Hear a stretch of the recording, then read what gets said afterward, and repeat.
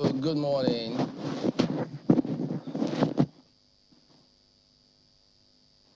A very good morning to you all. Welcome to Sunrise Daily. Today I am Chamberlain Uso. Good morning from Abuja. I'm PDP Ogun Yusuf. And from here in Lagos, good morning and welcome. I'm Ayo Makinde. Well, the Minister of Education's perspective concerning how he feels he's performed, well, yeah, I'm getting a lot of interest. Of course, it will always be mixed when you hear, especially at this campaign period, where all that politicians do is to thump their chest and tell you how they've done very well wherever they are. And in many cases, as unrealistic or realistic as many people may deem them to be, they don't care. They just keep thumping their chest. We've done the best thing since sliced bread, and those kinds of narrative. But the Minister of Education, I think he just had to look at things realistically, and he says, well, he's not performed creditably. In fact, he used the word that he's failed in addressing the number of out-of-school children in Nigeria. I think UNESCO says we now have about, what, 20 million of them? Well, he went ahead to talk about factors, that necessitated that failure of his, and who knows. But we also do know that ASU was a huge challenge for the ministry. Many had thought that his previous comments concerning the ASU strike would have seen them go headlong. But again, you know how these things go. They will say, look, we did what we could, what we had to do. But him giving himself this kind of remarks, I don't know what you guys think of this. I don't know why it's very difficult to be candid with the media, because you guys will just seize on it. No, but it's a frank admission, and we appreciate his admitting that. No, I mean, come on. So if you listen, Chamberlain, to the context in which he spoke, first, I mean, you brought ASU. That, for me, that's getting ahead of yourself, because he didn't talk about ASU here at all. Yeah, that's what I'm saying. He forgot to mention that part. He didn't talk about tertiary education. The context here is out-of-school children, which UNICEF has been harping on. Don't forget that we've been vacillating between, is it 10 million? I think now they say the figure has ballooned even beyond 10 million. And there have been contestations as to... Even from when it was being questioned in the Senate, it was part of the question they asked him. And he was like, no, it's reduced, we're going to do something about it. Yeah, I think maybe the federal government says it's come down to 6 million or so. But, UNICEF says the figure has gone back up again. I mean, or the figure is even bigger than 10 million. So that's the context in which he was speaking, because it is very disgraceful, let's be very honest, that we have 10 million. Whatever the figure is, 6 million, 10 million. 20 million. So that is a lot of, I mean, let's even take the minimum figure which the federal government is quoting, 6 million. 6 million children. That's a lot. Out of school is an embarrassing figure by any statistic. And it's something that should be of concern to all of us. So that's the context in which he was speaking. And you don't forget that basic education, yes, the federal government has UBEC, that's Universal Basic Education Commission, which also has a fund which is made available to states, because don't forget that primary education is firmly within the purview of the local government and the state. And even though yesterday I was on the news and I really struggled to hear what he was saying, what I picked up at the end of the day was that, he did quite a number of policies which he presented, and not just to the president, but also at the National Economic Council, which is where governors participate, and I was hoping that they'll be able to run with it. What he said, his last statement about how the resolve, what he found was that the resolve of the states was not as strong as that of the federal government. That's the context in which he was speaking. That we really want to get this thing done, and I really had the drive to ensure that it was done. But if I didn't get the cooperation of the states, there was no way I could do anything about it. So he admitted that he failed in that regard. His failure is not alone. His failure is in the context of all the other actors who ought to bring down this figure failing as well. I'm not trying to make any excuse for him, Chamberlain. For me, I think that this is one of the... I've never seen a minister who doesn't speak to the press, who doesn't address issues. I mean, education should be one of those places where we see a minister who is boisterous, who has a plan and is aggressive. I did not see any aggression on his part in trying to do anything. So I'm not making any excuse for him. I'm just trying to say that, you know, let's look at the context in which he was speaking and whether we can really say he by himself alone in this context failed. And also to protect those who will stick to speak very candidly with us in the future. Well, the figures will tell them, whether they admit or not. The figures are the figures. Don't be afraid. If you need to admit that you failed with us, we were not going to take it out of context. We would. Nothing wrong with that. I mean, admitting failure is one way to know how to do things better. Well, yes. We all fail in different fields, in different areas of our lives. It was a good, will I say, a good admission on his part. I mean, that, you know, they haven't done well. He hasn't done well. And as a result, the federal government hasn't done well. And as a result, the states haven't done well in that regard. More specifically in that regard, that we still have the number of children which we have out of school. At least during the Jonathan administration, we could see there were Almajiri schools built. There was a plan. This one, I don't even know what the plan is. Maybe it ended on the you know, at the stage of policy. Maybe Ayo has an idea. Ayo, were you aware when the minister was, you know, trying to, you know, get a plan underway as to how to be aggressively getting children back in? Oh, well, I remember the federal government had the school feeding plan, which was to bring children back to school, and also, well, maybe not back to school, even to get the ones who were not interested in school, you know, coming to school or interested in school. The school feeding program was supposed to be one of those things that was supposed to get children off the streets and into schools. But that did not last for very long. So maybe that's where they began to miss it. But we spent a lot of money. But we spent a lot of money on it. So apart from that particular plan, which was not just a Ministry of Education plan, which was it was more like a plan for the humanitarian wasn't a ministry then. It was also domiciled in the office of the vice president at the time. Apart from that particular plan, I'm not aware of any other plan which, you know, the federal government came up with to try and get children off the streets, or are you? Well, there are many ways to look at that, Chamberlain, and beg your pardon, Mark. You know, of course, you already mentioned that he made a presentation to FEC, and FEC says, look, this is not an exclusive matter for the federal government. It is something for the federation, so take it to NEC. That's the National Economic Council, which he did, but he didn't, according to him, get the kind of support that he expected to get. Well, that's for that. Well, Chamberlain, Chamberlain mentioned ASU the other time, Mark. But don't forget that earlier, I think it was last month, that it was reported that the minister said, look, he had hoped that he would be the one who put an end to ASU strikes. Unfortunately, he's been unable to do that as well. So it perhaps may not be out of place for Chamberlain to have mentioned that, even though he didn't mention it yesterday, but he had mentioned it previously. But in all of these things, I think the context that the minister spoke needs to be given due attention. You know, I always talk about what is the national ethos? What's our direction as a nation? Unless we have a common direction we're all going towards, we are all going to continue to work in disarray. We're going to work in our silos. The ministries of education at the states may see that the issues are right there in front of their faces.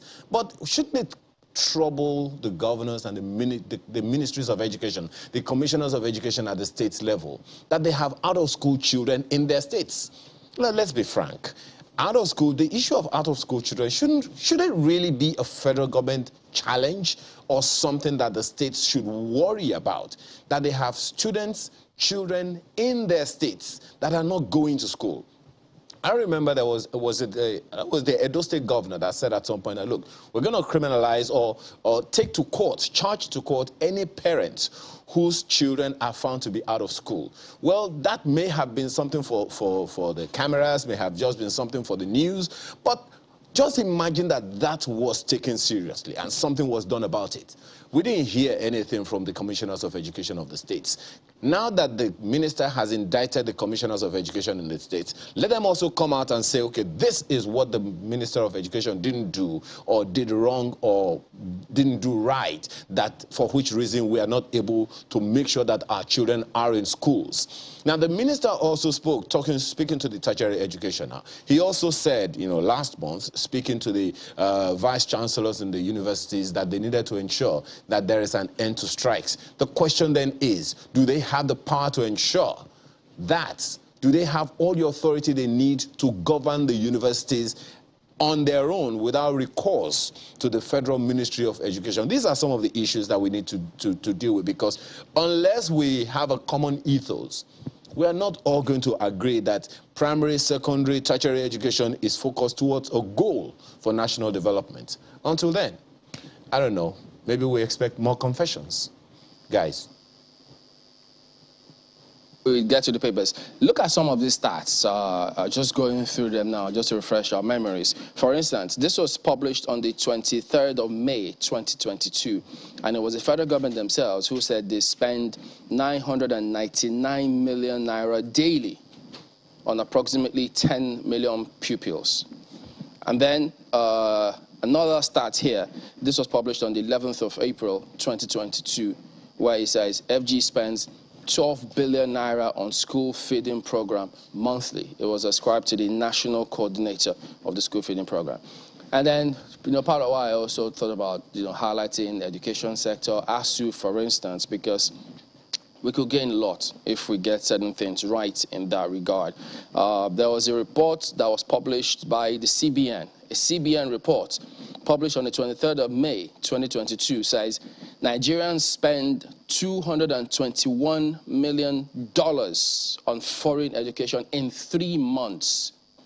So in spite of all the policies that government said they've got, look at all these figures that's leaving the shores of this country. So, but above all, yes, it's good that he's spoken about this, but I think we would like to see them go back, sit down together, dot their I's, cross their T's, look, the ministry and all of them, he's seeing what went wrong. So that coordination between interministerial, is it interministry, interagency, the president has harped on that time and again. So that needs to happen a lot more to ensure that we get results. Because look, at the end of the day, it doesn't matter which government comes in. We just need to ensure that the systems are in place to give us the kind of results we need, such that this narrative wouldn't be repeated by another minister moving forward. All right, well, yeah, of course, we welcome your comments. Tell us what you think about what's going on, but we will be back ourselves in a moment to take you through some of the dailies this morning.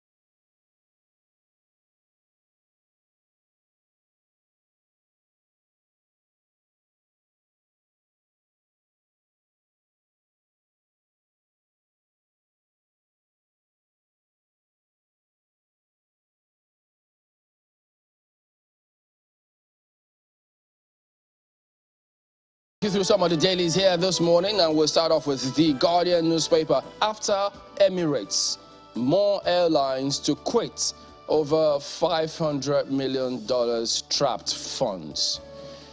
Well, CBN reps interventions have not helped crisis. Emirates departure will hurt local travelers more, travel agencies say. We're not threatened by withdrawals, Sirica. Okay, quite reassuring.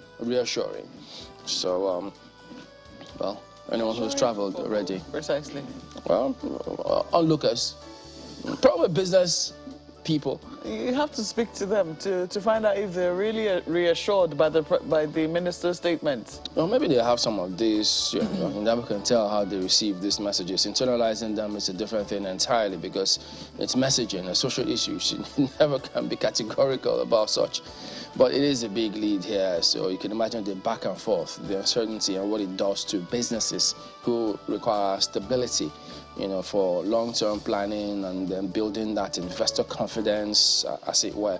So that is the big one right here. And then you also get to see Fashionati makes U-turn, says Adebanjo remains Afenifere leader. You just wonder what's going on here. But that is The Guardian this morning. Well, take a look at what Daily Trust has for you this morning. Naira redesign.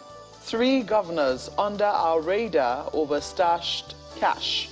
That's according to EFCC chair. Says state chief executives mulling table payments to launder money. Commission to intensify BDC's raid, monitor banks, cautions people selling property to hoarders. Yes, because that would be another way out. Selling property to hoarders? Yes, someone would just come and buy a piece of property and pay everything in cash. Buy a property worth how are they supposed to know the hoarders? 100 million naira, and then why would you want to transact that much money in cash? It's business. In cash? Well, in today's Nigeria. As long as you don't violate the laws of the country. No. So if you do cash, you don't violate the laws. The moment you see that sort of money, that amount of money in cash, you should get suspicious. Page 4 will give you all of the, just in case you, like my colleague who doesn't get suspicious over seeing that much money. Please be suspicious in these times. Be suspicious, eh? Page 4 will give you... Okay, I fail to be suspicious. At your peril, my darling. I wish you luck. Now, as long as you don't violate the laws, you'll be fine. Look at this one. INEC chairman to Rex. Don't go to government houses. So that is... on page 36 of the paper. What would they be doing in government houses in the first instance? You remember that interview that the former Cross River State Governor, Donald Duke, granted some time ago? It's been a really long time ago when he talked about how Rex, you know, visit the state and, you know, go to see the governors, and the governors say, oh, how can we help you? And they try to soften the load and lighten the load for the Rex. And he says, to whom do you think the Rex will be loyal? Oh, they have the instruction now, Rex, don't go to government house. Government By house. night or by day? By night or by day. Are you adding your own?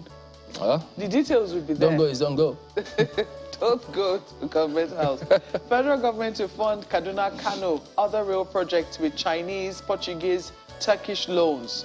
So we're expanding the base now. Nigeria's non-oil export rises by 62%. to $2.59 billion in 1 year. That is on page 27. Buhari commissions Nigeria-Cameroon joint border post and bridge.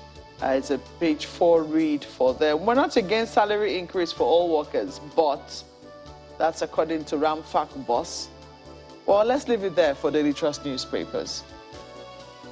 Nigeria has this one on its front page, and it's also money. And it's coming from the Minister of Humanitarian Affairs. This is what you'll find on the front page of this Nigeria newspaper today. We didn't get $1 million for flood victims from US.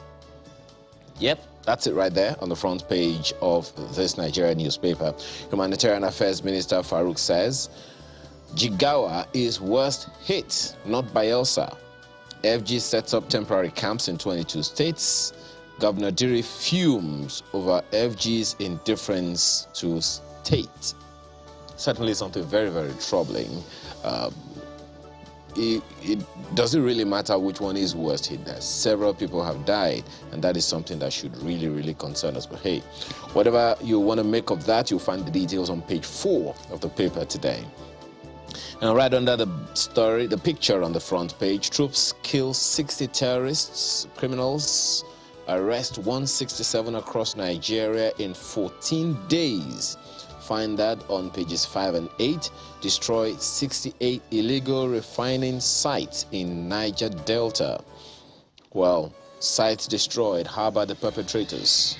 Find the details, if you will, on pages 5 and 8, as we mentioned. And right beside the nameplate, Emirates Airlines suspends flights to Nigeria over trapped funds.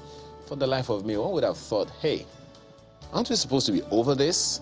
But hey, that's what you have on the front page. A number of other stories you'll find interesting on the front page of this Nigeria newspaper today. On to Leadership Friday. After losing PDP G5, Atiku in talks with 5 APC governors. So what PDP G5 can do, perhaps APC, are they going to call themselves to G5? Okay, whatever 5 perhaps can also do, I guess. So look at the riders here. Will reveal their identities soon, says Ologbondiyan. It's wishful thinking, ascribed to the APC. You'd expect that, of course. Politics of religion will burn down Nigeria, Wike warns. Tinubu's manifesto, not copy and paste, campaign council insists. So, there you go. And then, speaking about the Minister of Education, Adamu proposes 3 ministers for education sector. You know that we usually have 2 ministers for states. For now, he suggests 3. And then he didn't stop there. He went on to suggest establishment of 2 ministries of education, ministries of basic education and ministry of higher education. So he is suggesting perhaps for us all to have a look at that. Well, as much as we all want to see solutions in every sector, but I just wonder, especially now that we're talking about this cash crunch in the country, I'm not saying reports, merging ministries, how will this fly? Well, it's just a suggestion of his, which you may like to read. You know, you never can tell. And by the way, we've got a 1.5-kilometer Nigeria-Cameroon bridge now. It's commissioned by Buhari Biya. The paper says Buhari Biya commissioned 1.5-kilometer Nigeria-Cameroon bridge. It's a really short bridge, but a rather significant bridge. So I imagine that's why both leaders are commissioning that bridge. But look at what New Telegraph has on the front page for you. They're also enlarging that story on INEC instructions to its recs. 2023, INEC bans recs from government houses, unofficial meetings with politicians. So they use the very strong word there, ban recs from government houses. Says they owe individuals nothing. Reiterates use of beavers for voter accreditation, real-time upload of results to IREV on election day.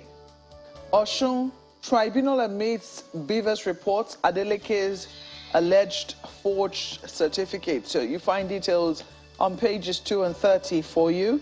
They also have that story which we focused on earlier. I failed as education minister. That's according to Adamu. Cites rise in out-of-school children, recurrent academic disruptions in varsities, blame states, education ministries, directs NERDC to expunge sex education from schools' curriculum. Pray tell why. Well, page 4 will be where you'll find details. You also find at the bottom there, just the bottom of the nameplate, very significant stories. I didn't say Adebanjo is no longer acting leader of Afenifere. That is attributed to Fashoranti. Debunks news of shifting future meetings to his Akure home. The story from the courts also there. Nnamdi Kanu heads to Supreme Court over stay of execution ruling. And look at something we all can be proud of. Nigerian woman becomes general in U.S. Army. Yeah. U.S. issues special new health alert for Nigeria. Why are they lumping that story together with this beautiful one? U.S. issues special new health alert for Nigeria. But hey, look, I'm not going to let anything spoil the story. Nigerian woman becomes general in U.S. Army, just in case you are wondering. I'm trying to see, I know I saw her name earlier, General Amanda Azubike, yes, who is now a brigadier general in the U.S. Army. Congratulations to her. Yeah. And well done. Well, let's leave it there for New Telegraph. Nigerian News Direct has this one on its front page. I mean, you spoke about a road the other time. Well, Nigerian News Direct is still interested in bad roads. FG approves 48.518 billion naira for urgent road repairs and maintenance. And there's just one rider, more jobs coming. Let's subscribe to the Minister of Works and Housing. Find the story on page 3 of the paper today. Right above the nameplate, Agro Cargo Airport, Ogun to turn sword on $800 million SAPZ Friday. SAPZ is Special Agro-Industrial Processing Zone. Obviously, perhaps taking off finally in Ogun State. Well, that's what you have right there on the front page of the paper, and a number of other stories that you will most certainly find interesting. That's the Nigerian News Direct this morning. Is next here. 2023, APC should be apologizing, not campaigning, ascribed to Utomi. Says handing over presidential power to APC PDP in 2023 will be a disaster for Nigeria. Explains why his Big Tent consortium is supporting Peter Obi Labour Party. So you have all of that on the front page here this morning.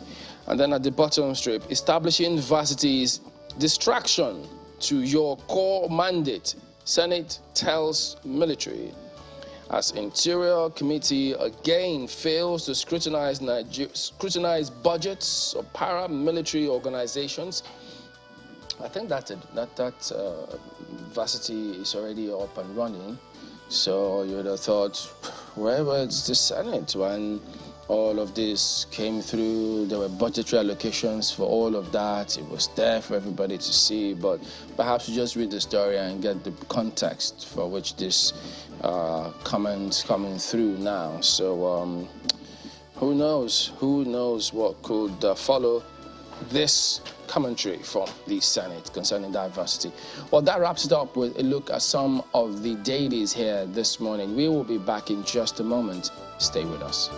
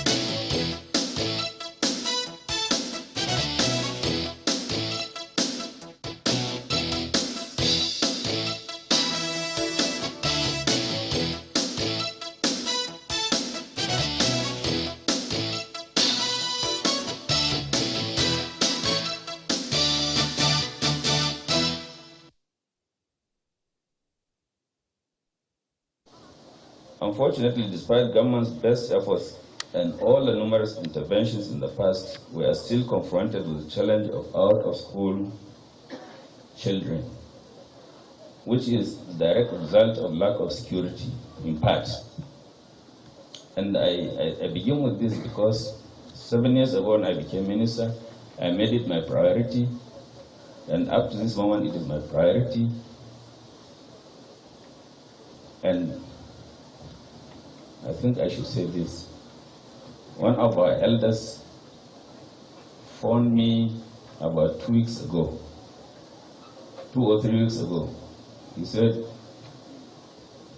please, do you realize that from yesterday, you are the longest serving Minister of Education in Nigeria? I didn't know, and I really didn't care whether I am the longest serving or shortest serving minister. The only thing that worried me was I came into office with the resolve to remove out-of-school children, and I failed.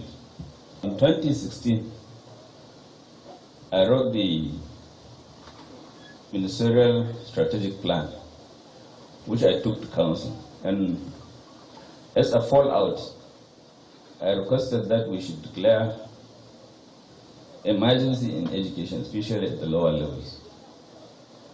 Decision couldn't be taken on this because the issue of emergency in education at the level of primary school actually is state responsibility.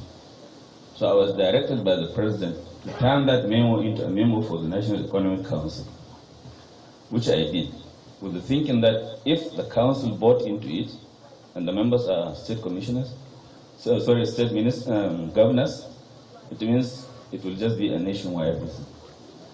I had to make a presentation 3 times, and up to this moment, emergency has not been declared.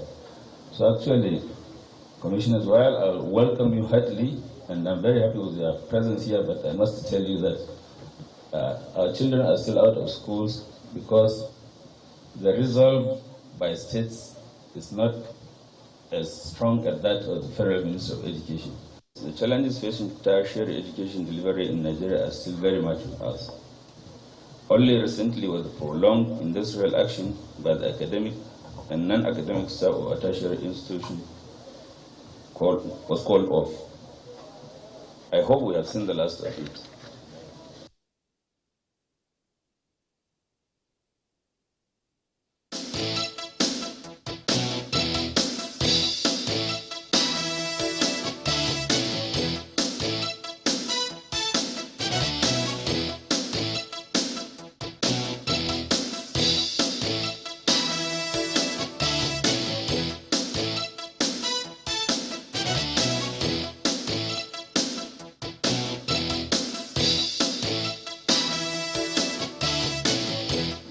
Welcome back to Sunrise Daily. Well, as you've seen there, we've got Mr. Muhammad Bello Shehu, who is the chairman, Revenue Mobilization, Allocation and Fiscal Commission.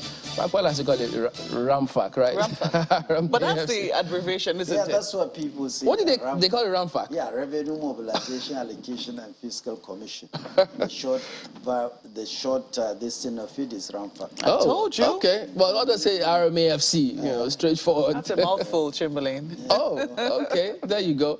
All right, but the agency has been raising a lot of concern. Some say dust concerning that statement about increasing, reviewing political office holders, judicial office workers' salaries.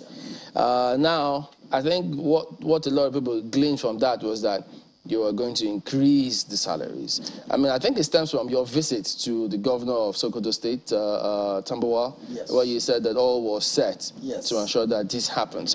Of course, you know, people will always ask questions. So why do you tell us what informed that decision?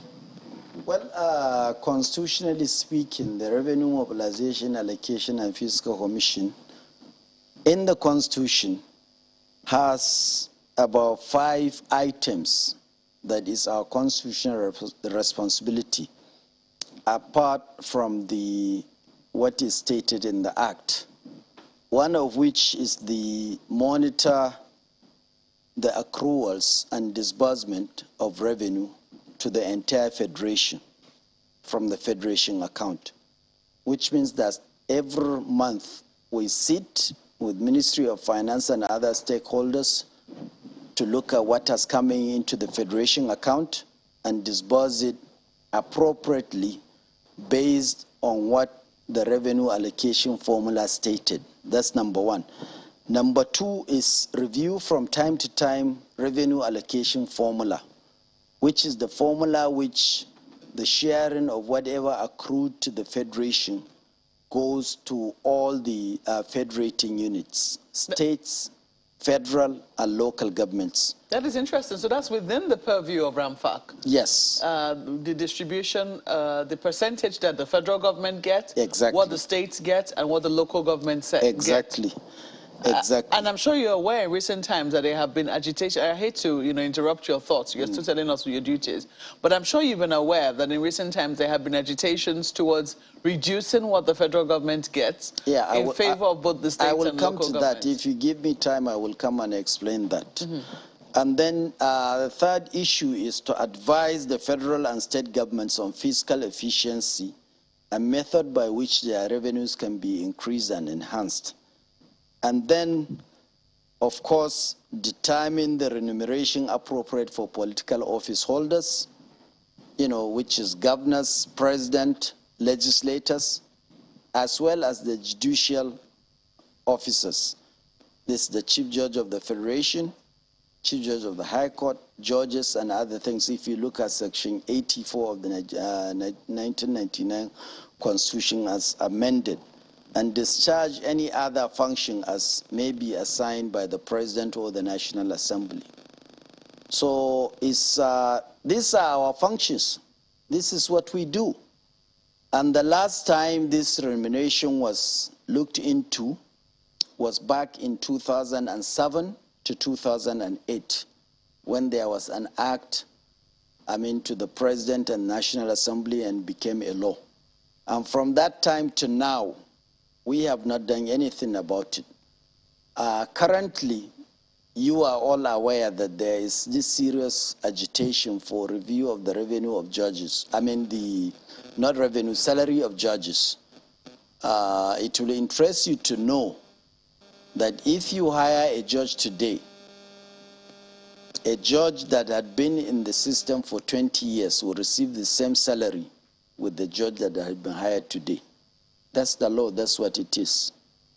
So, and also there is an order from the President based on the lawsuit that was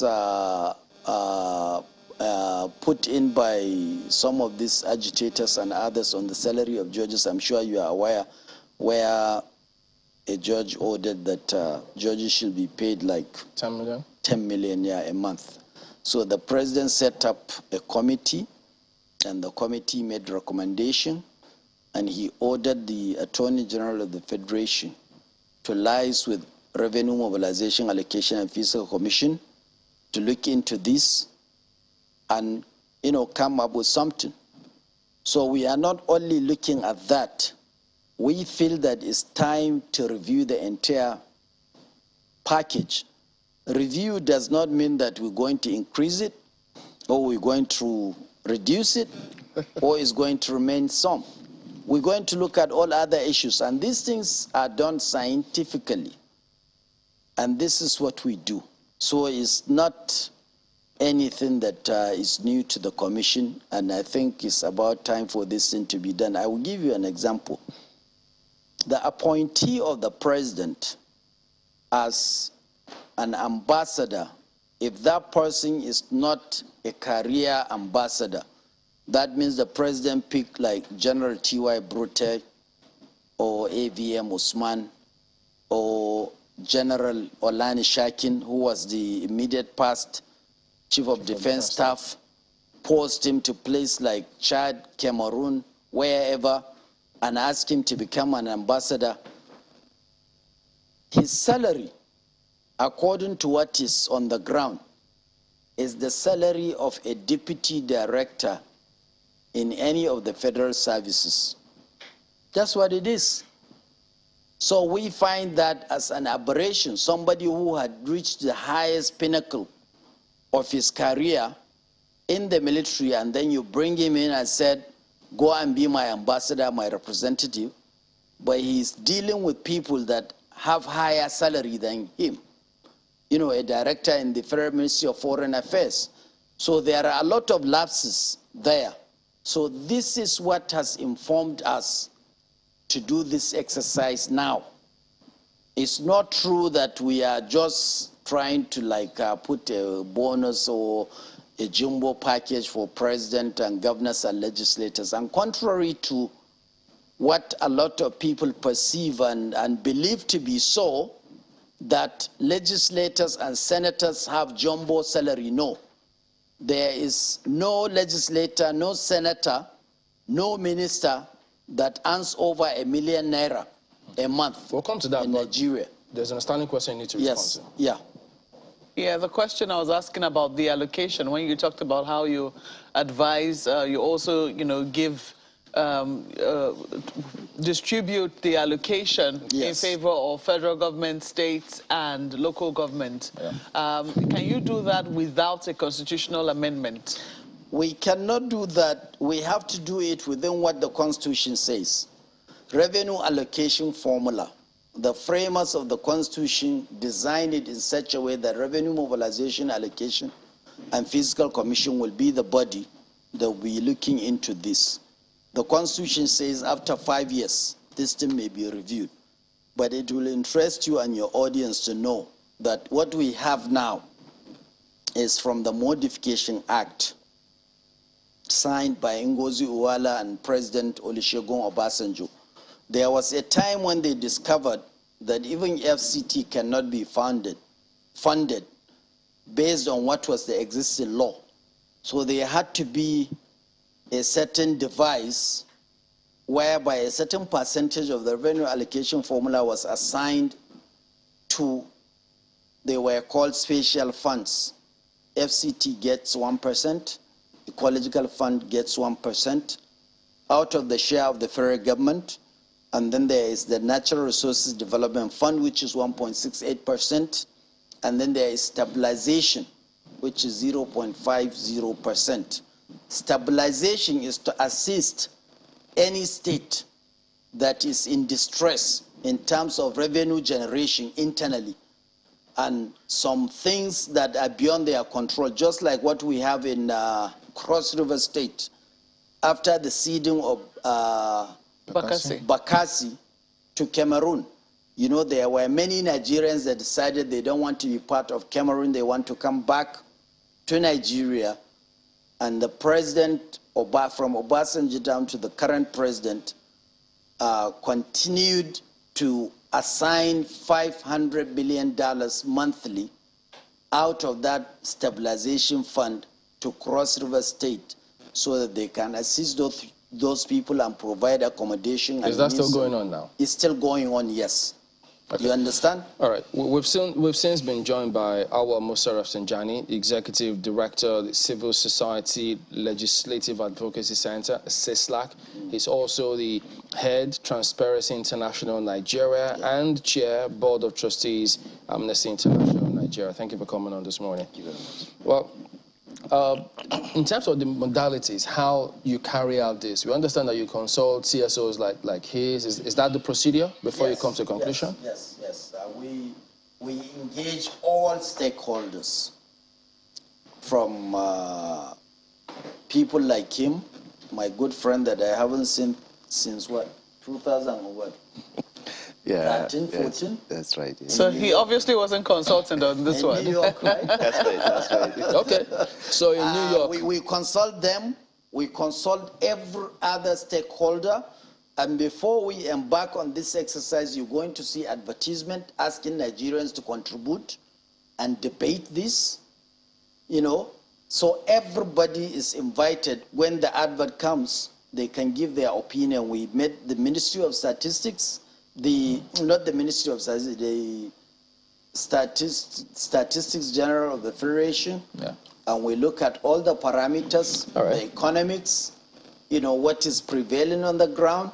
We'll hope to come to that the bit cost of living. As we progress. But I will give us the benefit of your opinion, since your organization is likely going to be will be consulted as part of the CSO. So what's your impression about this stance by RMAFC? Okay, thank you very much, and good morning, viewers.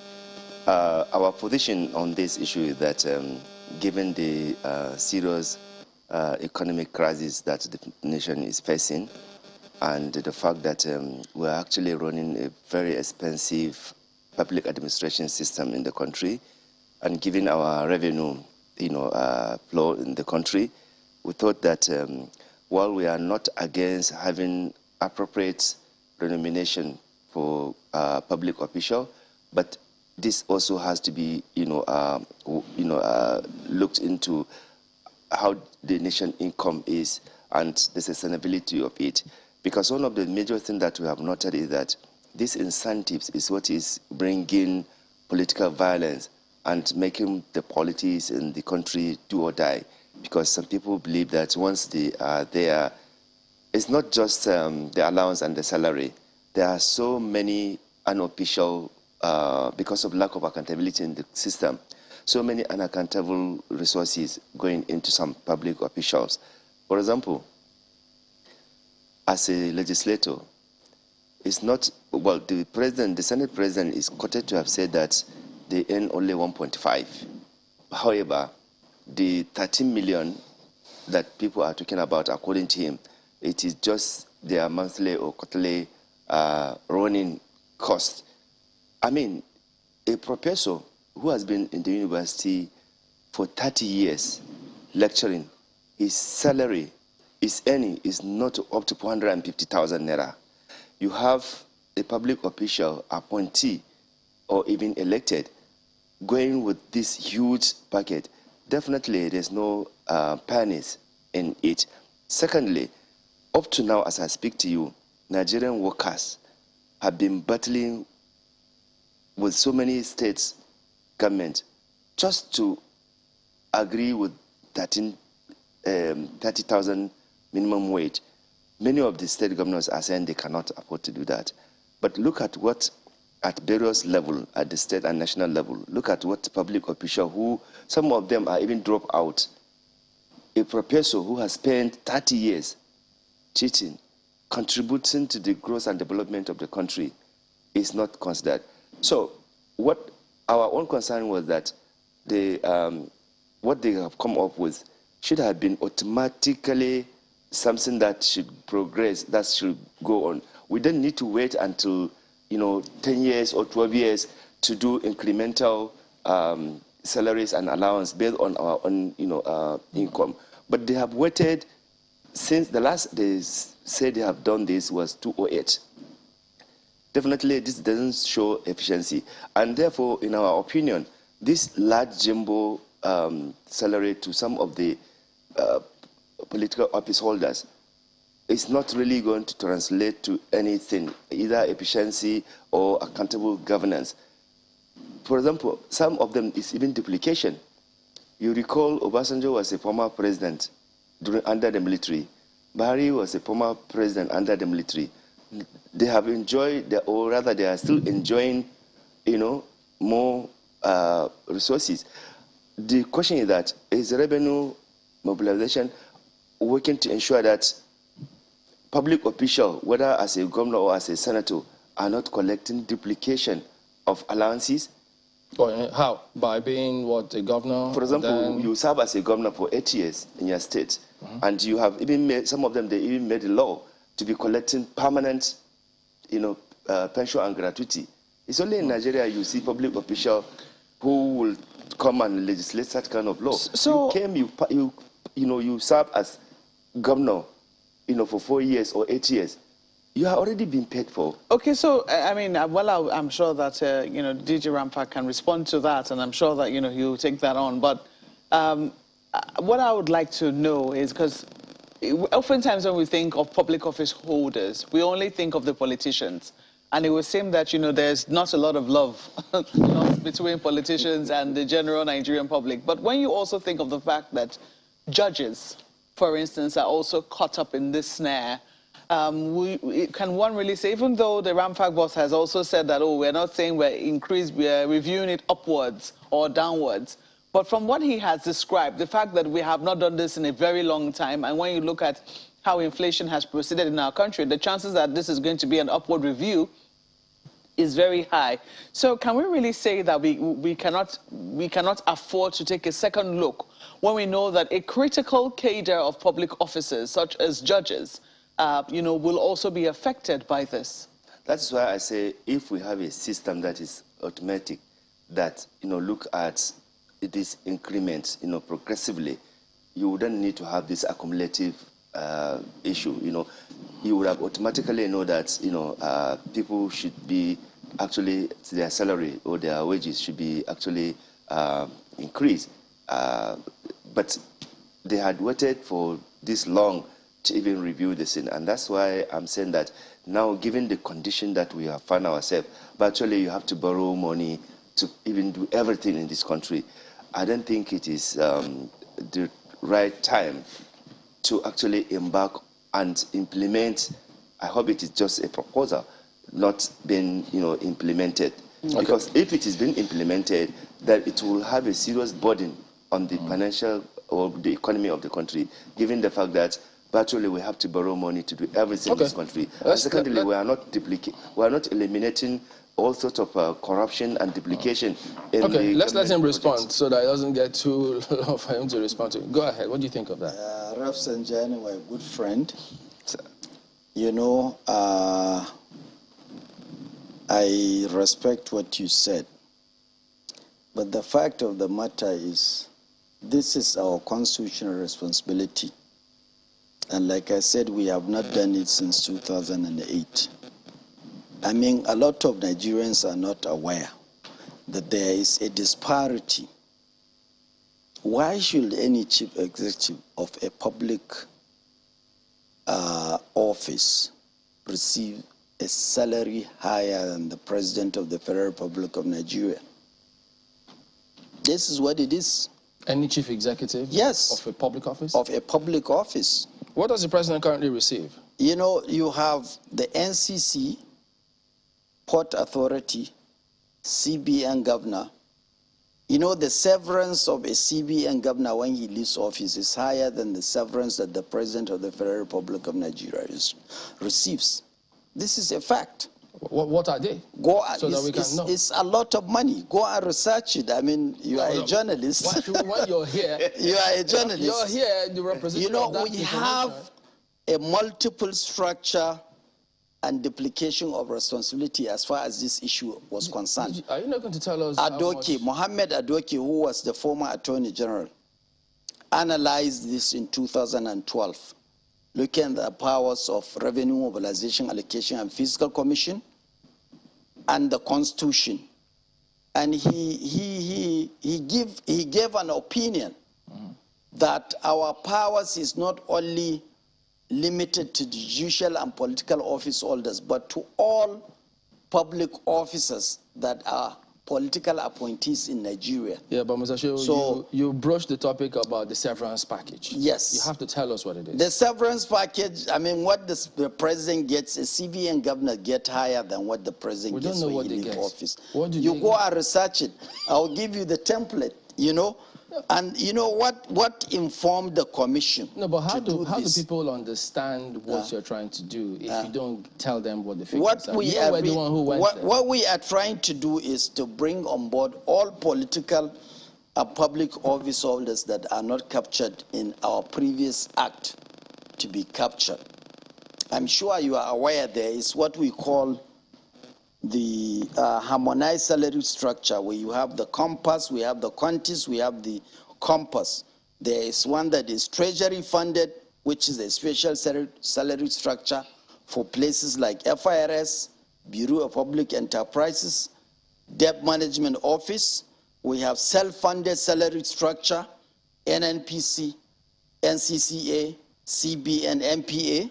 We have certain political and judicial office holders. But but I want to ask you this, because what you have come up with right now, what you've touched on, is a very touchy issue for Nigerians. Yes. Salaries is one thing. Yes. Severance packages are another kettle of fish. Yeah. A number of Nigerians, and I'm sure this cuts across many classes, do not understand why our public office holders get as much as they get in terms of severance packages. The severance package, trust me, is nothing to write home about.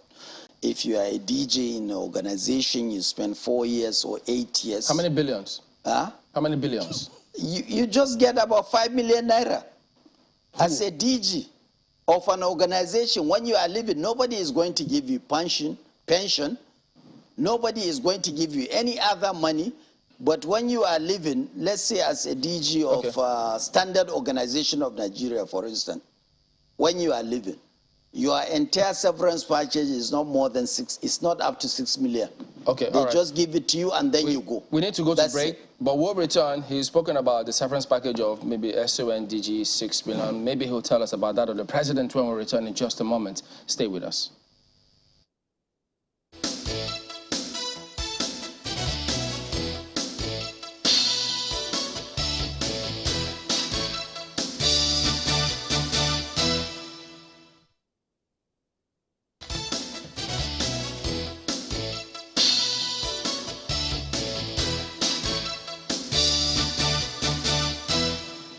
Thank you for staying with us. Let me stay with the chairman of RMAFC for a minute. Still on that remuneration package thing that you were talking about. You referenced, for instance, the CBN governor and how much his severance is. But you were quoted as saying recently in that, at a recent media interview, the salary of a serving minister is 500,000 naira, housing allowance is 200% of the basic. I know of a deputy governor of the central bank when he left, his gratuity was 500 million naira. That is a lifetime pension. Is that correct? Did you actually say that?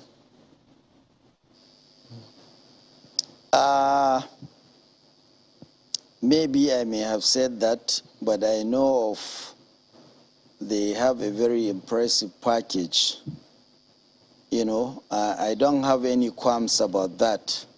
But I don't believe that any public officer, whether of CBN or any other agency, should have a package higher than the President of the Federal Republic of Nigeria. I think this is not good for the system. I think the President is the President, and that there has to be a way where these things are harmonized properly, where some chief executives will not get salaries higher than the President of the Federal Republic of Nigeria or Governor of the Federal Republic of Nigeria. They can have other allowances, but not something higher than the President and Commander-in-Chief of the Federal Republic of Nigeria.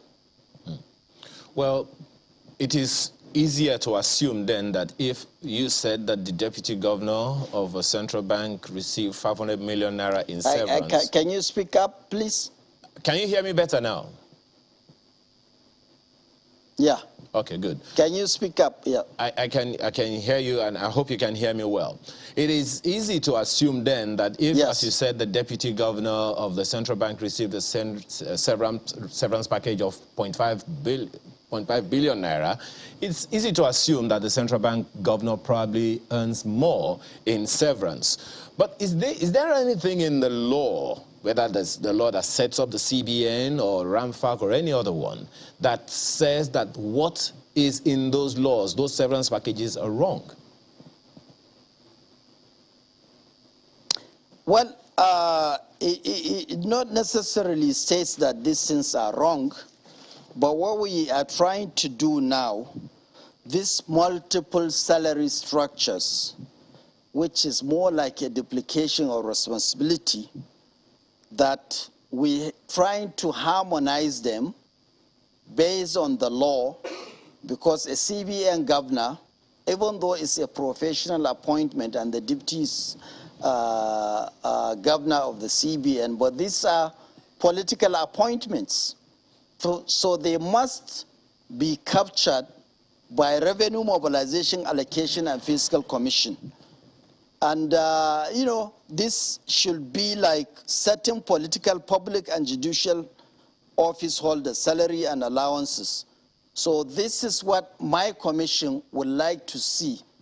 The chairman or executive vice chairman of NCC, executive vice chairman of NESENI, governor of Central Bank, the boss of NNPC, the boss of Customs, and all these big organizations, their salaries and their allowances and their package must be less than the President of the Federal Republic of Nigeria.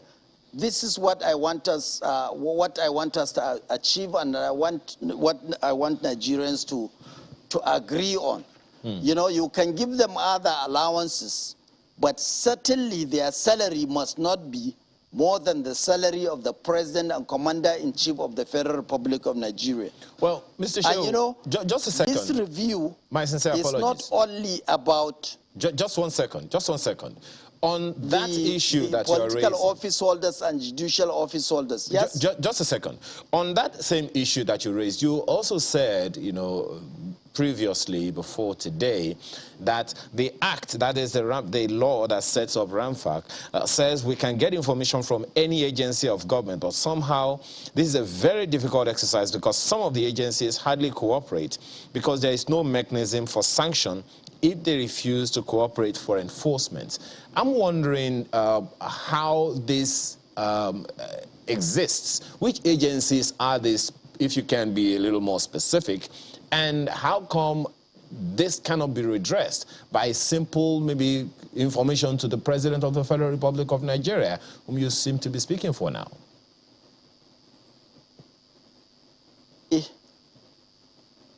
The Act, our Act, empowers us to monitor any revenue-generating agency.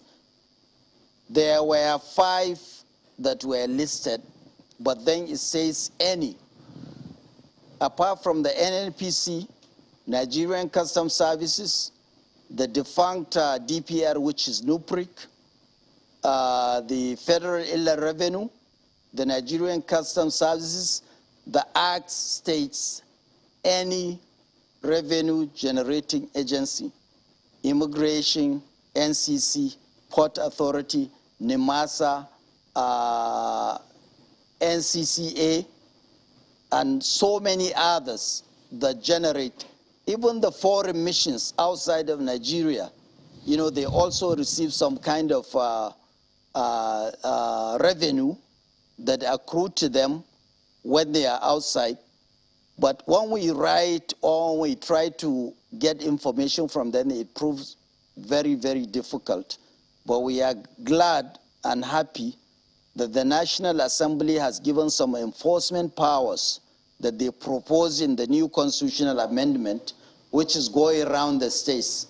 And we hope at some point this thing will be ratified so that it can give us some enforcement powers. You know, the acts of setting agencies give them an opportunity and a way whereby whatever they generate, they can spend what they generate, and then there is what they term operating surplus, that these people should remit that operating surplus to the Federation account or the consolidated revenue account of the federal government. But in most cases, some of these agencies, they don't. Sometimes whatever they generate, they will tell you like they have like 12 billion, 13 billion, 20 billion, and then maybe a fraction, a little bit like 5%, under 5% will be remitted back to the Federation.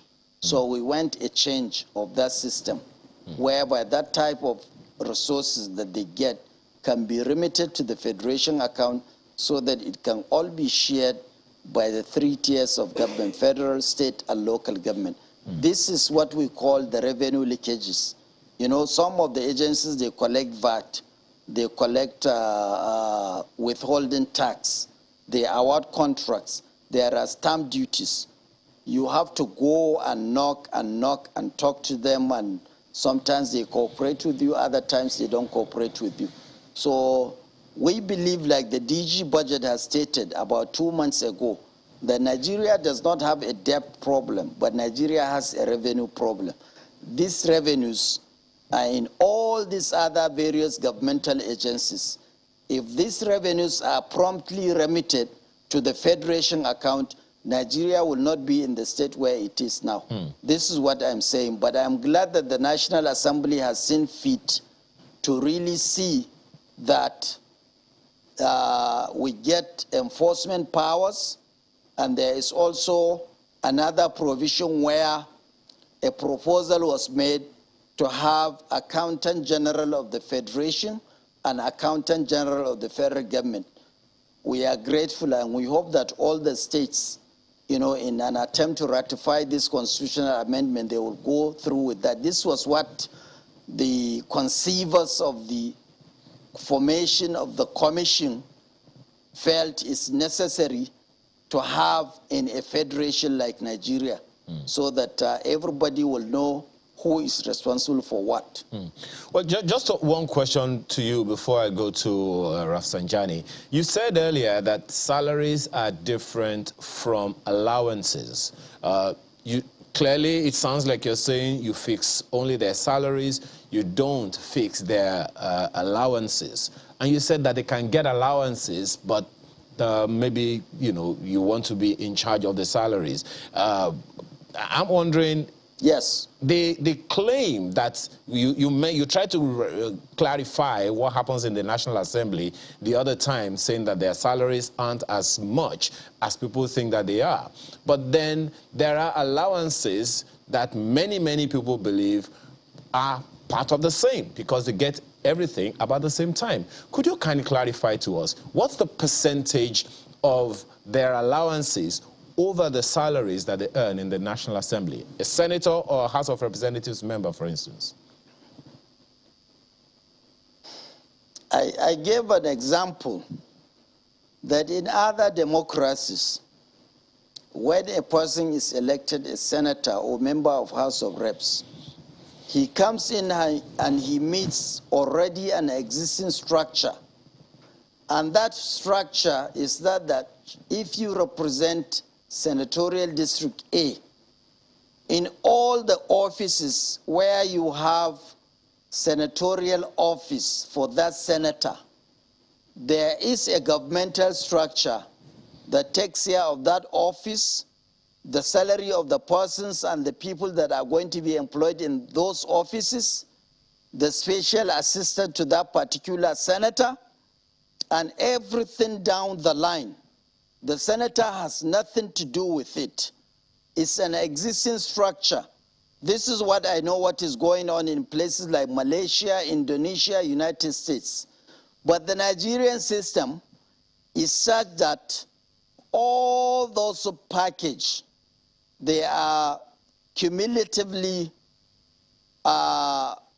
calculated and given to the senator in question. If it's 20 million or if it's 10 million or if it's 13 million, the salary of the workers, the cost of operating in that office, cost of computers running, and this is given to a senator in the Federal Republic of Nigeria. This is what we have. So this is not our own making. We take care of their salaries, period. Nigerians can ask and see how a proper structure, like is done in other democracies, can be established. Thereby, whoever wins election or loses election or who comes in can meet that particular existing structure without any money being paid to him for those particular for those individuals that are manning those offices, and let this thing be a continuous exercise. In other words, the National Assembly Commission should be in charge in terms of setting a structure all across Nigeria, which this amount of money shall not go to any senator or member of House of Reps or member of State Assembly, but it should establish those existing structure. If we have that, I'm sure Nigerians are not going to be averse to what they perceive to be a senator being given a jumbo money that he is using the money and keeping it in his pocket. You know, and I know some senators that even when they are given that pay, they have offices, you know, in various places, constituency office, they have somebody there, they have computers, they have workers that, you know, that take care of the demands of the people in those constituencies. Well, I was actually expecting to get some specific figures, but I'll let that slide. Let me go to Mr. Rafsanjani. Something you mentioned earlier about the timeliness or otherwise of the review, which Maokwe says is, and I attempt to agree with the inflation figures, is likely to be an upward review. You said you are not sure it's a good time. I expect that that representation you would make, you know, when the consultations begin. But given our history and the fact that over time things have only gotten more expensive, cost of living has only increased over time, do you see a situation where there will be no increment? There are those who would say the corruption you fight against is only going to increase. Well, from all indication, the beneficiary of these allowances and salaries, they are going to put pressure to ensure that they take whatever they think, you know, should be taken. But we still insist that given the financial crisis Nigeria finds itself, the timing is not the right time for this up review. We are not against giving wages and salaries that will not take care of any Nigerian worker, whether worker or public, official. But what we are saying is that already when you look at each of the executive office, for example, or legislator, if you see the amount of resources going into him or her, you will see that definitely there's no fairness. When you look at the average worker in Nigeria who has been struggling, most of these people, their medical expenses are covered. Even their meals, their food are covered, transportation covered, housing covered. Everything, virtually they didn't do nothing with their income. When you look at the package that they have, they didn't really touch anything. That is outside the legitimate one. The illegitimate earnings is even more than what you can think of. And that is why we are cautioning all these things, because it is increasing the political violence and the do-or-die politics. Because when you know that if you get in there, you will get monthly income that is not even taxable. Because most of this money is not even taxable. Outside, for example, the salary they will give them, those allowances and all those kind of big money and other illegitimate earnings. Look, we need to have fundamental restructuring on the way systems are happening. It is not possible for us as a federating unit to have agencies running their own show as if we are not the same Nigeria. At the same time, you don't want to give autonomy. You don't want to, have proper federalism in the country. If that's what you are doing at some federal government agencies, then why can't you allow states also run their own show? So, Mr. Rafsanjani, since he says that this is a constitutional responsibility, so has the CSOs ever thought about suggesting to the lawmakers, look, let's not bring everything, since they're public officers, whether it's the perks, the allowances, bring everything under the same umbrella, so it is clear to everybody else, if we feel strongly about those perks that they earn? You see, one of the very sad developments in our democracy in Nigeria is that under democracy, public views and opinions are supposed to be considered or taken to, ensure that legislators legislate laws that will, guarantee peace, development in our country. Sometimes there will not be even public hearing. Sometimes you call public hearing, you have a public hearing tomorrow, and you are sending the request for people to attend today. So sometimes I think it is important that we understand that public participation in legislative process is so important, and that we cannot just leave legislative work only to legislators alone. Yes, it is their constitutional right to do that, but they need input and information, credible information from the public. And sometimes that is not being done. Or you also come, you provide all sort of memorandum, you talk, you give information. Once those information that you are bringing is not what they are interested in, it will be abandoned. Now, this constitutional amendment that is lingering now at the state level, you know the reason why it cannot go. And it has been just simply a waste of public taxpayers' money exercise. We've been doing this since 1999, trying to amend the Constitution. If we are committed and serious, from 1999 to date, we would have identified those contentious issues in our country and be able to deal with them. But it's like everything is politicized. Everything where people are not getting personal benefit from it, they will sabotage it. So what do you suggest RMAFC does now about these salaries? What I would suggest is that let them come up with whatever proposal based on economic reality, based on our financial capability in the country. And they should not be in a hurry to implement it today, because this government is even leaving in the next, by May, they are gone. So if you want to have a system that will not be too suspicious, have your own, constitutional work on it. Get input of the stakeholders. Let us be realistically have a package. And let us also consider poor Nigerian workers who are struggling with 30,000 minimum wage, who sometimes they don't even get this pay. In so many states, workers didn't get pay. I think we need to all look at this if we want to look at fairness in the whole system. But Mr. Shea, Now, I want to quickly take him up on the fact that he says that, our public office holders rarely do anything from their salaries. I mean, they get an allowance for almost everything. And, you've talked about how we need to compare with what is happening elsewhere. We know that in the United States, for instance, the president pays for his food. He pays for the food of his family members and guests who also come as well. So precisely what are our public office holders, especially, for instance, the president, the vice president, expected to do from their salaries if we're providing everything else for them? Well, that's exactly why we are trying to review this.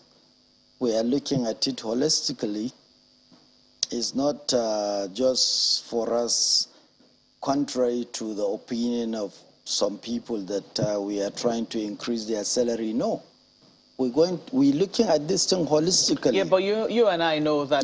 Considering how long ago you did this, the chances that you'll be increasing it upward is very high. We want to bring on board all political and public office holders that are captured in our act and those that have not been captured.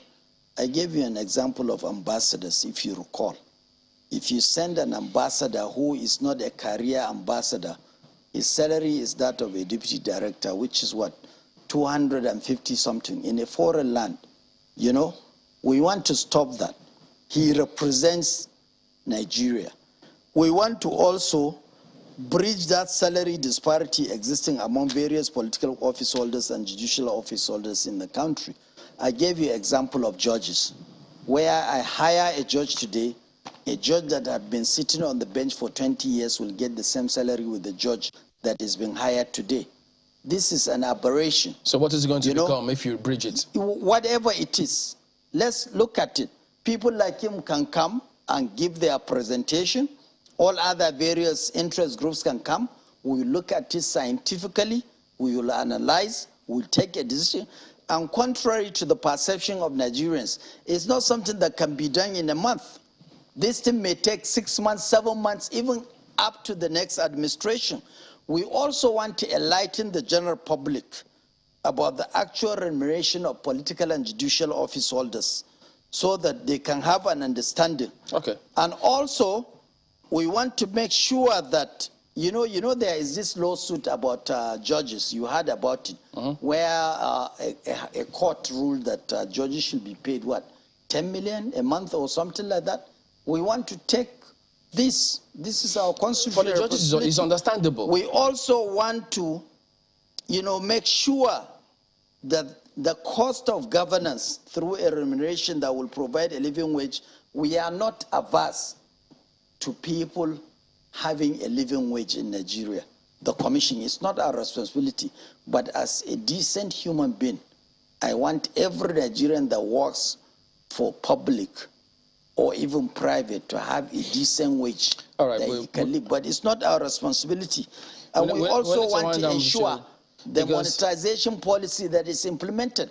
Gone are the days where when you are appointed DG, you have a big house, you have Mr. Sheo, just a minute. Part of where we have the challenge. A guest house. Mr. Sheo, you have all sorts of paraphernalia, different cars, but now it's no longer the same. All right, people should look into this critically. And I will provide you with what the package is so that you can analyze it and be able to educate Nigerians with this. You understand when the public is angry about this because we've seen what has gone on with ASU. We see what goes on when it has to do with increasing the minimum wage of workers, how they tell you, oh no, there isn't money anywhere, so this can't happen. But when it has to do with increasing the salaries of political office holders, it happens naturally. They say it's from the point of law. So it's convenient and nobody usually stands in the way of that. Nobody says Revenue Mobilization, Allocation and Fiscal Commission is out to increase the salary of lawmakers, president, governors, OC. What we said I'm sure that review. At the end of the day, you are not taking into consideration what I stated. When this review is done, When this review is done, we will get back to you and see whether it's a reduction. Absolutely. We will. We'll see if it will be a reduction. My friend here... And by the way, how is RMAFC fund? I heard you say that your fund is abysmal. Like... RMAFC, how's your source of funding? The funding... Is it abysmal or is it okay? Currently, it's not okay. We get 28 million every month for overhead for a federation commission, one of the 14 constitutional committees, commissions in Nigerian constitution. Also, we have our capital project for this coming year, 100 million. So we don't have a lot. We are calling on you to look at our act, you are to look at the constitutional, and we give all the money to states and local governments and federal government. There you go. I'm telling you. So we are trying to reposition the commission. We are doing whatever it takes to while make we are trying to even call on you to do something about our remuneration. So that we can do a lot to make it, and think we will reach there. And people like my friend Rafsanjani, we need to thank you for coming on. Put his, we have to thank both of you for coming on this morning. Our Musa Rafsanjani, Executive Director, CISLAC, and Mohammed Bello Shehu, Chairman, RMAFC now. RMAFC, whichever way. Thank you, gentlemen, for coming on today. You're welcome. We will be back in a moment and focus on the next subject matter here today. Join us again.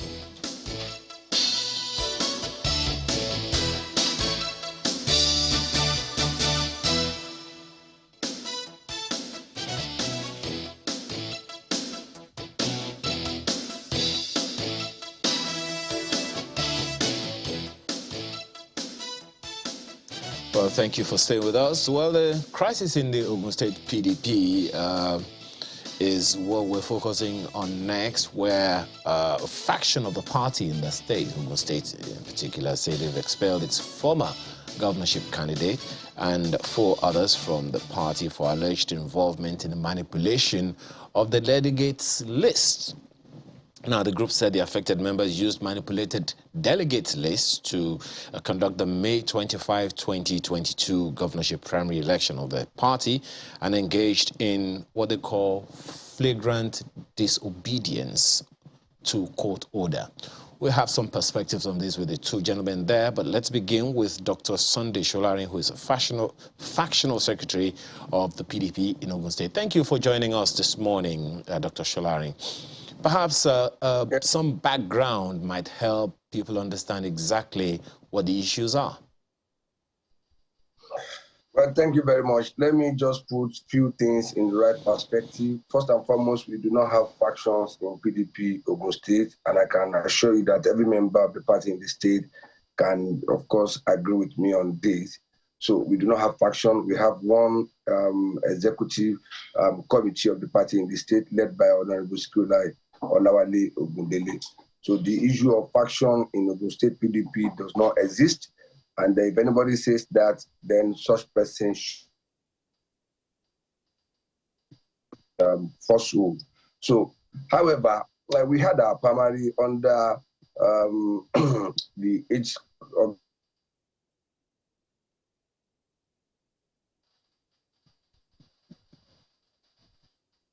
Okay. I want to believe that we'll get him back because seems maybe he's... Okay. Please go ahead, Dr. Sholarin. Okay, yeah. The only body that is saddled with statutory responsibility of conducting Congress anywhere is the National Working Committee of the party on behalf of the National Executive Committee of the party. And this exercise took place appropriately right from the conduct of Delegate Congress on April 38, 2022, which was held under a peaceful atmosphere with, of course, normal tranquility. So it happened, and subsequent to that, other primaries followed, which included the nomination of national delegates who participated in the national convention of the party. And after that, we also had a series of other primaries, including the nomination of House of Assembly candidate, House of Representative candidate, senatorial candidate, which, of course, was rounded up by the primary election that produced the gubernatorial candidate on the 25th of May 2022, where we had 3 candidates, jostling for the ticket of the party. And those 3 candidates were Bola Adebutu, who eventually emerged, Otumba Jimi Lawal also, aspired to get the ticket of the party, and Otumba Segun Showme. So at the venue of the primary that took place, because we didn't have parallel primary anyway, we had only one primary that was held at Olusegun Obasanjo Presidential Library, and at the primary, Otumba Jimi Lawal was present. Honorable Oladipo Adebutu, was also present. INEC officials were present, security agencies were present. Every necessary atmosphere needed to characterize a validly conducted Congress, happened. And the primary took place, and one of the, aspirants emerged.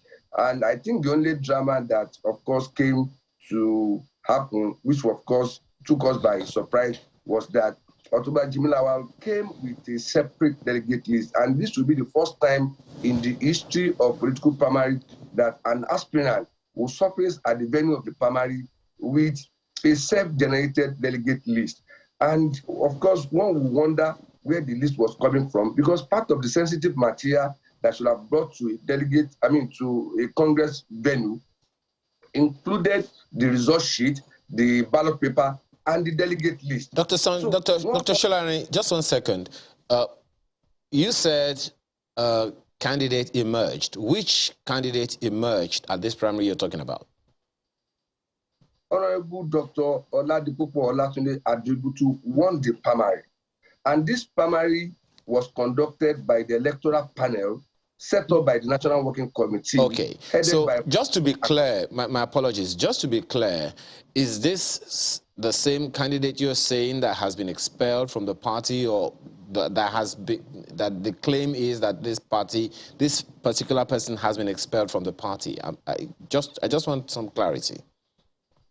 Well, the issue of expulsion is another thing, because we are dealing with people who are very alien to the internal democratic process of PDP, who do not understand how the party is being run, and they do not understand the document guiding the internal operations of the party. If you want to expel a party member, there must be a procedure. And so I'm just asking, who is the candidate of your party in the coming elections for the governorship seat? For the uptime time, the candidate of PDP in Ogun State is Honorable Dr. Oladipo Olatunde Adebutu, and it has not changed. Okay, just 1 second there. Let me bring you on the other guest that we have here with us, Otumba Jimi Lawal, who says he is the PDP governorship candidate in the state. Thank you so much for joining us this morning. Could you speak to the claim that Dr. Sholari is making, that you are not the candidate of the party in the coming governorship elections on the platform of the PDP? My brother and viewers, very good morning to you. Please permit me, before I answer the specific question on who the authentic governorship candidate is, to address at least 6 false statements, false assertions that Dr. Sholari has made. Before doing so, the first point to make is, Dr. Sholari is supposed to be the state secretary of the party, okay, and he's supposed to be a neutral person. He's not supposed to be an employee or to be acting in the interest of a particular aspirant to the detriment of all the other aspirants. This is the foundation of the problem we are facing in PDP, and it is not being addressed. In fact, this discussion this morning should not be between Dr. Sholari and me. It should be between other aspirants, any other aspirants, and me. But this state ESCO are taking a position that they have a candidate we must impose on the generality of the membership, irrespective of how popular or unpopular the candidate is or the aspirant is. This is the issue. The second point is that Dr. Sholari will stay on the television and address people that there are no factions in PDP. That is utter lie. And it's not me that's saying so, it's the court that are saying so. There is a case brought by Prince Sheikh Mosoriki, nothing to do with me, where they are still claiming that the previous ESCO, led by Chief Bangboshe, is still subsisting, in addition to the ESCO led by Sikulai Bundele, which, by the way, I recognize. I don't recognize the Bangboshe faction, but I will not come out and say there is no faction. So that's a lie. The third lie is the lie about talking about the candidacy, which is the question you asked me. Okay, Dr. Sholarin is committing a contempt of court by saying that a particular aspirant is a candidate when a court of competent jurisdiction has nullified the election. The fake election that brought Lada Debuto has been nullified by a court. How can Sunday Sholarin, who is supposed to be educated, be on here claiming that there's a particular candidate when the court has said otherwise? It's contemptuous of the court order. So those are just 3 points I want to make for that. There are a few more. But in the interest of time, those 3 points will clarify the fact that we are dealing with an inherent problem of lack of internal democracy, or people trying to foist their candidate aspirants on the party without allowing due process and democratic norms to prevail. Well, thank you. Staying with you, one of the claims that Dr. Sholarin just made now is that you came to the primaries with your own self-generated delegates list. Can you speak to that? Thank you. Thank you, my brother. Like I said, there are 3 other issues. That's one of the 3 issues. I didn't want to take too much time. Again, that's another false statement. Okay, and that statement is not only false, it's actually malicious allegation against me, which I have instructed my lawyers to sue for defamation of character. The list that Dr. Sholarin is trying to manipulate, trying to impugn, was generated by INEC. Is INEC certified list? What Sunday Sholarin is doing? Just to be clear, is it possible yes. for INEC to generate a delegates list for the PDP? Yes, but this is the Electoral Act 2022. This is what they failed to understand. Electoral Act 2022 mandates INEC to monitor all political parties, congresses, conventions, and primary elections. Okay? We had a World Congress where delegates emerged. I'm sorry. In all the 236 wards. You said that INEC please go ahead. I'm just trying to understand how INEC can generate. Electoral Act 2022, Section 84. Says INEC can generate a list of members of a party for the party. Yes, mandates. Let me explain to you. Go ahead. Mandates INEC to monitor all political parties, congresses, conventions, and primary elections. Okay? With that task, INEC has EOs, executive officers, and state officers in all the local government areas of the states. And through these EOs, electoral officers in local governments, 20 local governments in Ogun State, staffs were sent out to all the wards in each local government on the day that the World Congresses were conducted. Okay, so they were there, they were present, and they witnessed what happened. It's an option A4 election. Once the election was done, results were declared, signed by the world chairman, by INEC officer present, by the police, and all others who were present. So INEC got the list on the spot. No one needed to generate any list for INEC. And they now compiled all the lists for all the wards, 236 wards, including where elections did not take place. It was part of their report. And compiled a list and a report and sent from Ogun State Rec Office to the headquarters in Abuja. We went to Abuja because of what Sunday Sholarin and co were trying to do by generating their own list by sitting in Abeokuta in his office, where he was compiling his own list without going to do proper election. We went ahead of them to INEC and obtained the certified true copy of the report and the list generated, and we got it. That's what we took to the primary election convention, location that must be used. That's what we took to court. So these people who are trying to cheat are calling us the ones who are cheating, when they were the ones who sat in Abeokuta and compiled lists without going to the wards where the election was supposed to take place. My brother, I have on tape Sunday Sholarin's words a week after the delegates election was querying officers for not accepting the names that he sent to a particular ward that should have been returned to him. This is what we are facing in PDP. This is what is causing the problem. Okay. People who are manipulating ones that are challenging us have been the ones that were the ones that are manipulating. Okay, let's allow Dr. Sholari to respond to that. Dr. Sholari, please go ahead. Well, it's crystal clear. You will not expect Otumba Jimmy Lawal to be well abreast of the, guiding document of internal democratic process in PDP. He joined PDP in March and participated in the primary in April. That span of 30 days is too short for anybody to have understood the letters of the constitution of the party and perhaps the letters of the, electoral guideline for the primary election within PDP. Let me also state clearly that INEC does not have, the power from anywhere to sit down and compile delegate lists. It is not done. And, one was surprised that even the list he's talking about was brought to the venue by him, not even by INEC. INEC officials were there.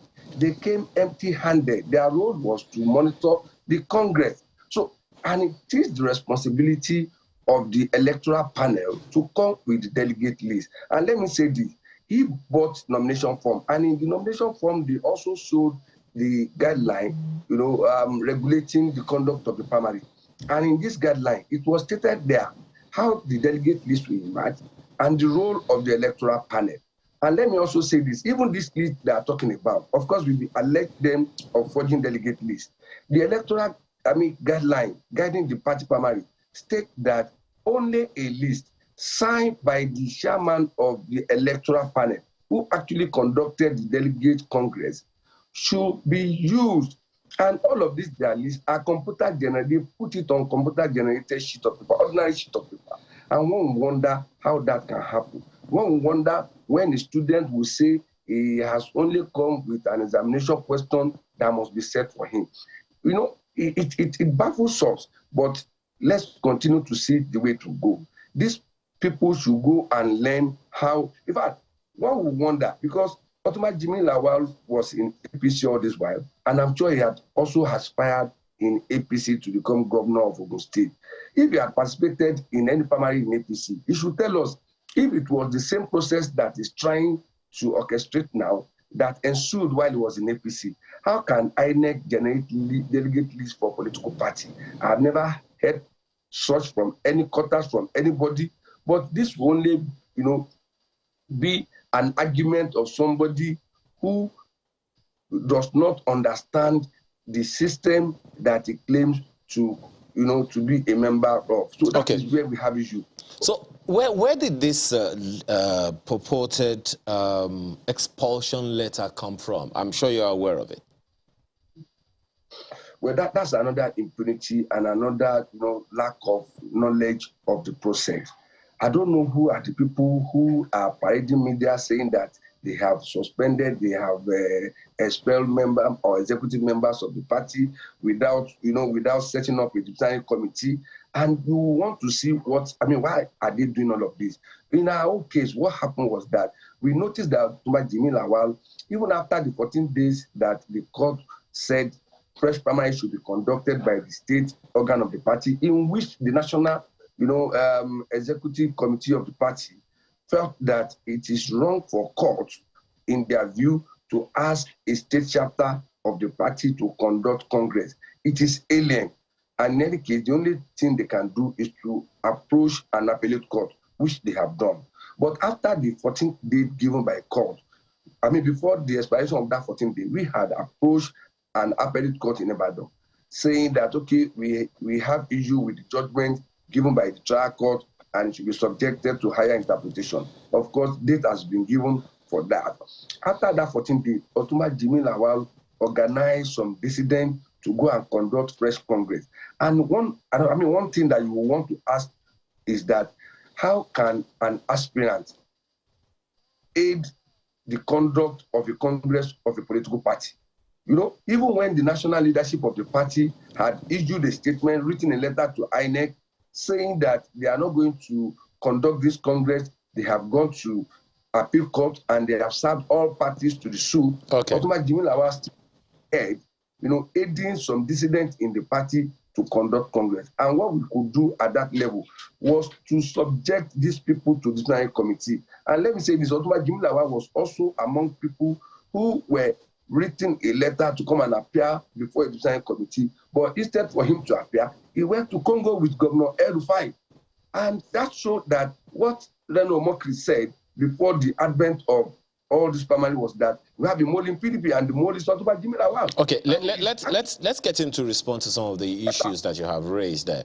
Well, Otumba Lawal, Jimmy Lawal, I'm wondering how you would want to respond to these, because first of all, in your responses, I'd like you to begin, if you don't mind, with that purported suspension of some members of the PDP. Are you aware of it? Is this something that you agree with? Yes, I'm aware of it, but my brother, we are having a debate here where one party is being extremely reckless with facts, and it's impossible to guide the public to know the truth. So please, facts that are so simple, that are so straightforward, are being manipulated, are being misstated on here. For instance, I joined PDP on the 4th of February 2022. I have a receipt for the payment I made, and there is Sunday Sholari online telling me that I joined PDP in March. Also, the primary election was conducted on 25th May 2022. It was a publicly available fact. And again, it's stating that the primary election was in April. These are facts that should not be that incontrovertible. And yet, people just say things with no regard, little or no regard for facts. It's impossible to have a party. It's impossible to have a debate when you have people talking like that. Look at the last one he just said. I'm a mole in PDP. They've been circulating that they've been making these false allegations without any substantiation. How can I be a mole that's spending my money and my time? Sunday Sholari came to me to ask for money for the party. There's no access road to the party secretariat in Abeokuta. He came to me I gave him money. He didn't know I was a mole then when he came for my money and my resources. But when it came to making the level playing field available, suddenly Jimmy Lawal became a mole that should be removed from the party, even if it's more popular than the anointed candidate. This is the problem we're facing in PDP. Now, let me come back to your issue of suspension. Now, listen to Sunday Sholari. I was suspended for obeying court order. Now, between the national headquarters of the party and state ESCO, who are trying to manipulate the system in favor of a particular aspirant, and the court, a judicial court had made it clear that the kangaroo primary election that was done had been nullified. A new one should be done. Who should I obey? Should I obey the court or obey the state ESCO that's biased or national ESCO that's biased? Of course, we will obey the court. Even the Sunday himself, a national chairman of the party, should obey the court. They filed an application for stay of execution. The stay of execution was dismissed, and they're still refusing to obey the court order. And you're coming around telling me that I'm the one that's wrong, that you're going to expel for obeying the court. Meanwhile, another aspirant, Otumba Shegun, had his own primary separate on the 25th of May. This same Sholari did not deem it fit to suspend or expel Shegun, who had no court order to go and do his own primary separate. It is Jimmy Lawal and his group who are relying on court order to do what the court has asked to be done that is being suspended and being expelled. This is what we are facing. Okay, well, Otumba Jimmy Lawal, are you in cahoot with the chairman of the PDP in Ogun State? Are you in agreement with the state EXCO? How can I be in agreement with people who are not allowing level I asked that field? I asked that question against the background of the fact that I don't see how a primaries can be conducted without the state EXCO being in agreement with you, because I am assuming that either the state EXCO or the national EXCO will have to be the one to ratify whatever the result is and give it to INEC. My brother, the state chairman kept promising we will have the primary election until the 14 days expired, okay? And then the stay of execution that was filed was also dismissed. On the day that the stay of execution was dismissed, 13th of October, it became clear to us that we can no longer wait for the chairman. We appealed to the conscience of other members of the ESCO who are law-abiding, who believe that the court order should be obeyed. Okay. And pursue, come and conduct the primary. They were the ones who came and conducted the primary elections. All right. Let me very, very quickly, as we wind down now, to ask Dr. Sholari to confirm something that you said. Dr. Sholari, said you came to him to ask for money, and he was not a mole at the time. But now you're saying he's a mole. Can you please, clear your name? Well, I think that with all sense of modesty, Otumba Jimmy Lawal lied. And I have never used my phone to call him. I do not know his house. I have never spoken to him in private or in confidence. And I wondered how he could come on here and said, I, Dr. Sunday Sholari, came to him to collect money. That must be a blatant lie. And I excuse myself from such innuendo. I would not expect him to have said that because that is so dishonorable of somebody who wants to be governor. Well, I guess the coming days are going to tell the facts, and hope that the PDP can get its act together in Ogun State so that the people can have options. My sincere apologies, Dr. Sholari. We're completely out of time. We will not be able to go any further than that. Dr. Sunday Sholari, says he's secretary of the PDP in Ogun State. And we've also had, as I said, Dr. Sholari, my sincere apologies. We're out of time. This is Dr. Sholari. Okay. Very quickly, please. 30 seconds. Very quickly. Very quickly. Again, just so you know who is lying and who is speaking the truth, I will send to you a text confirmation of 5 million I paid to PDP from the same Sunday Sholari who said he didn't know my phone number. Okay. I will forward to you after if you like. All if right. you I can even display it online. No. Thank you. Thank you very much for that clarification. Otumba Jimmy Adibisi Lawal is governorship hopeful on the platform of the PDP in Ogun State. And we've also had Dr. Sunday Sholari, who says he's secretary of the PDP in Ogun State. Thank you so much, gentlemen, for being a part of our conversation today. Well, quick responses. Bikut Shitnan says about part of the conversations that we had earlier. It's a mail from him, says, disparity in salaries not considered, RMAFC is not considering a review of government workers' salary or harmonizing the salary with the huge disparity in salaries between two MDAs, where some offices at entry you earn higher than a director in another MDA. But for instance, how can a deputy director earn 250,000 naira, while at entry in some MDAs on grade level 8, you earn 300,000 naira? Question. Well, let me quickly take this mail from Kizito Wayham talking about increasing political office holder salaries. He or she says the disparity in wages and salaries is alarming. Imagine a scenario where two people with the same qualification are employed into separate ministries, departments, or agencies, but one is receiving a salary 3 times higher than the other. People working in redundant places like the refineries are receiving higher salaries than health workers, teachers, and other civil servants. Yet, they go to the same market. Totally unfair. Salaries should be harmonized. People on the same level should receive the same salary. Well, Professor Odahena says the recurrent expenditure of Nigeria must be reviewed downward, while Oronsaye Committee findings and recommendations be implemented to avoid economic implosion of an already epileptic economy without implementable economic policies based on our national income. And I think it's this last one from AJK. It says it will be interesting to implement a federal pay structure for political office holders. We have a leakage problem, not necessarily a revenue problem. Additionally, upward review of salaries in these times only fuels inflation. All very well said, I believe. Yes, indeed. And now people will be asking us for that text from Jimmy Lawal when he says he's going to send it. Oh, boy.